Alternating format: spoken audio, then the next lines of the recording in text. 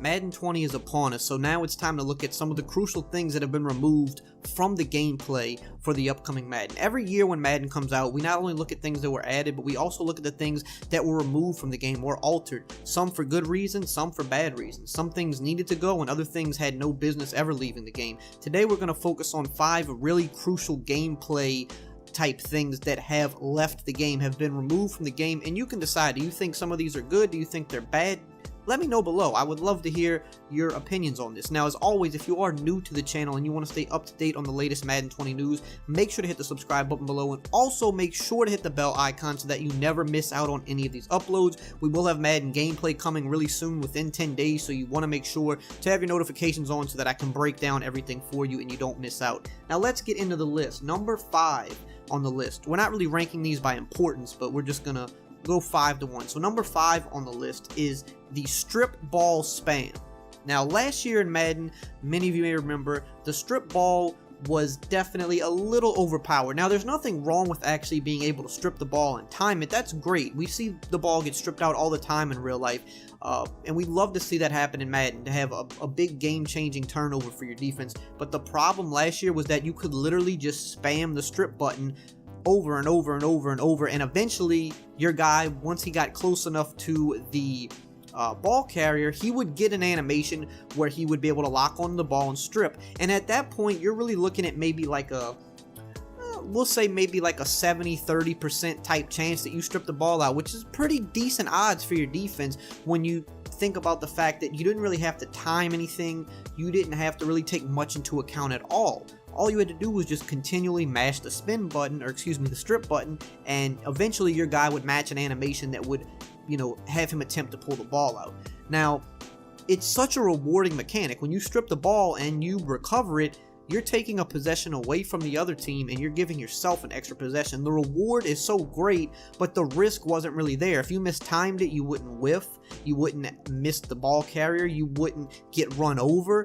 You could just literally keep hitting it with no consequences. So this year, that was one of the main things they wanted to fix with, you know, in terms of gameplay, things that weren't balanced. They have made the strip button now a timing mechanic. So if you mistime the strip button, your player will animate, but he will whiff. So if you're behind a ball carrier, for example, and you try to strip and you miss it, well, now that ball carrier is going to be able to pull away from you. If you're in front of him and you miss it, you're going to whiff and he's going to run by you. So now the risk reward is there. Make sure you are in the right position. Make sure you're timing it right, and you will get a chance to knock that ball loose. But otherwise, you're going to give up a lot more yards, maybe even a touchdown. Number 4 on the list is another one that I think is very big, and this is user fakeouts. Now, EA, I'm holding you to this. If nothing else on this list, I am holding you to user fakeouts, because last year they said that user fakeouts wouldn't really happen too often. There were a few stipulations to that, like I think you had to be strafing, and then also you had to have a certain rating that wasn't outmatched by the ball carriers, you know, juke or spin move or whatever may have you. But we still saw user fakeouts happen a pretty decent amount last year. Now, if you were good, if you could strafe, if you got in good position, you wouldn't get faked out too much, but it still happened a little bit too often for what they were telling us. Now, this year they said that user fakeouts are no more. They didn't mention strafing or anything like that. They just said if you are the user defender and you are in front of the ball carrier, you will not get sucked into an animation. Now, the AI defenders, they could still get juked and spun on and get, you know, sucked into those animations and faked out, which I'm okay with that. If it's the AI, hey, if I'm allowing the computer to defend a ball carrier, then that's just the risk I have to take. I'm okay with that. But if I click on and I'm in front, I don't ever want to get faked out unless I actually get faked out. If I bite the wrong way, if I try to hit stick and I'm not in the right position, if I try to tackle and I'm not in the right position, sure, then I should get manually faked out. But I should never, as a user, get sucked into an animation that I was not trying to do myself. So I'm holding EA to this. If we have user fakeouts this year, I'm going to be highly annoyed, because we expected it to not happen as much as it did last year. This year, they really need to stick to this. I hope that they got this fixed. Number 3 on the list is another really big one, and that is block shed defenses. Now, for those of you that do not know what a block shed defense is, this is something that has been running really rampant the past couple years in Madden, especially Madden 19. So basically what a block shed defense is there's certain formations in the game that the defensive ends in particular just tend to shed blocks against pass plays very quickly.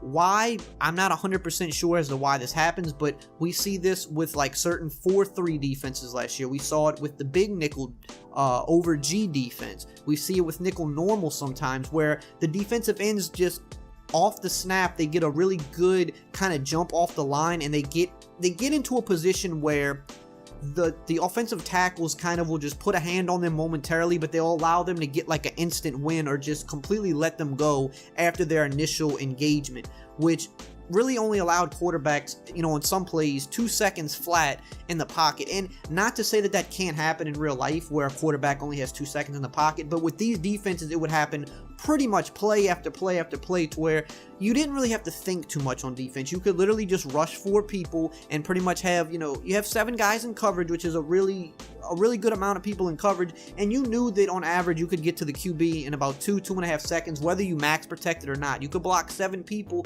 versus 4, and these block shed defenses, they would just disengage very quickly. And another problem with this is that it wasn't just that good pass rushers like Aaron Donald or Khalil Mack were getting free. You had pass rushers that you could literally have a guy that's 75 overall and he would still get free at the same rate that a Khalil Mack or a DeMarcus Lawrence would, because it wasn't actually about the ratings, it was just about the formation in particular.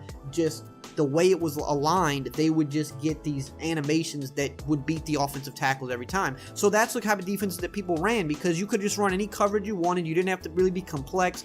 You knew that you were going to get home pretty quick, and the opponent would have to just get the ball out fast. They said this year that they have done away with that they figured out what was wrong with why these animations were getting those instant wins and those instant block sheds, and they have since done away with that. But they did say pass rush as a whole was still going to be ramped up this year, but you would notice it more with the superstar pass rushers, the big names. They're going to get free probably about as quickly as the block shed defense has allowed everybody to get free last year, but it's only going to be those certain players that come free that fast. The lower rated guys are not going to be able to block shed like they did last year. So no more block shed defenses, according to what they say. I think that's good, because while they do make the game a little bit easier to play from a defensive side of things, it does limit the skill gap, because it's just way too easy for anybody to get pressure without having to really know. They don't really know why they're getting pressure. They just know, hey, I'm picking this formation and pressure's coming. And that's really not how it should be.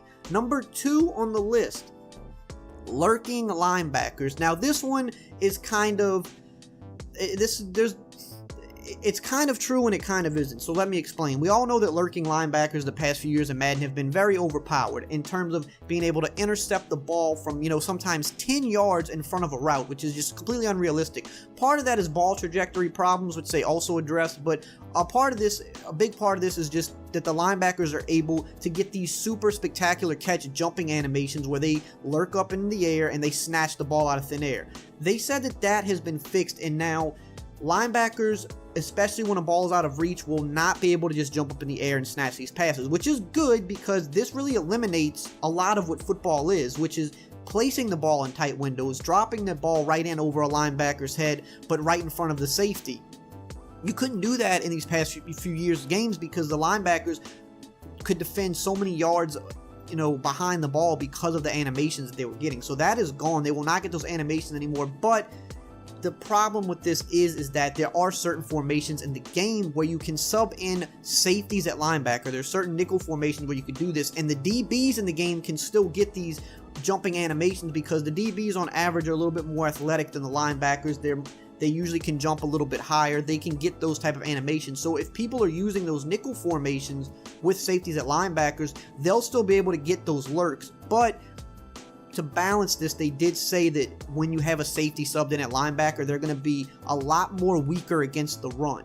So that is the balance to it. If you see people subbing in those safeties at linebackers in those nickel formations, you might want to opt to run the ball and maybe get them out of that. But this one really remains to be seen, because some people might find a way to stop the run with safeties at linebackers. So we have to actually see that one play out. But I'm glad that they're at least trying to eliminate the unrealistic lurking linebackers, because truthfully, the plays that we see made by lurking linebackers in Madden, you may see a linebacker in the NFL, you may see 3 times out the entire year them make a crazy jumping, leaping animation type catch like you see in Madden 5 times a game. So glad to hear that they've looked at that, but this one's going to really remain to be seen because of the thing with the safety still being able to sub in.